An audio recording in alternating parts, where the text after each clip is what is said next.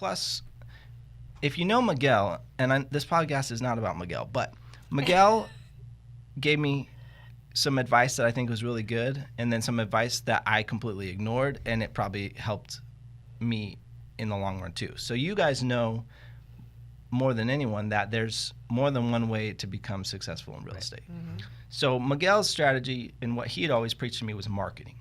And Miguel's like a master of marketing.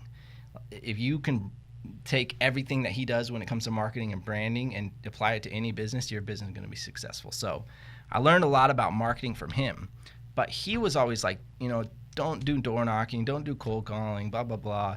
And I can understand that, because a lot of agents, I think, or a lot of people, I don't want to say it doesn't work for them, or maybe it just doesn't work for their personality. I don't know, because I think it can work for anyone, but not everyone is going to be willing to do it. And I don't think he wanted to do it, so I think he had his own way of prospecting and maybe didn't even realize that.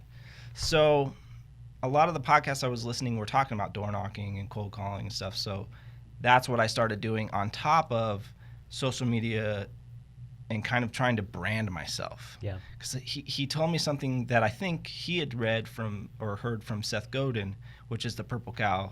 And I'm sure we've all heard that. Yep. You're driving by a bunch of cows. How do you be the purple one that stands out? Mm-hmm. And in a sea of real estate agents, how can you be the one that people are going to remember when it comes time for them to sell their house or buy a house or help tell their mom, hey, I know this person you should call. So it was a lot of just trying to discover what my brand was, and along the way start prospecting, door knocking. Well, door knocking was like the first thing I started doing that I would say is like prospecting. Mm-hmm. And that's where I got my first deal, and that kind of was another light bulb moment. Like, all I need to do is go out and talk to people, mm-hmm. and it's just a numbers game. Eventually someone's going to have to buy or sell. So my first deal was from door knocking. Awesome. Yeah. So how many doors did it take to get to that one?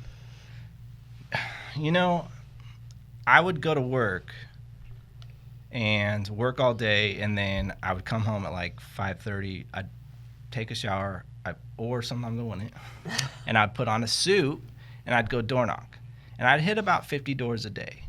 So it was probably only about a week or two in when I first got my first lead, mm-hmm. and that, I'd say, from the time I met the lead to the time they were in escrow was like only another 2 weeks. So once I actually started working and prospecting, it came pretty quick. Yeah.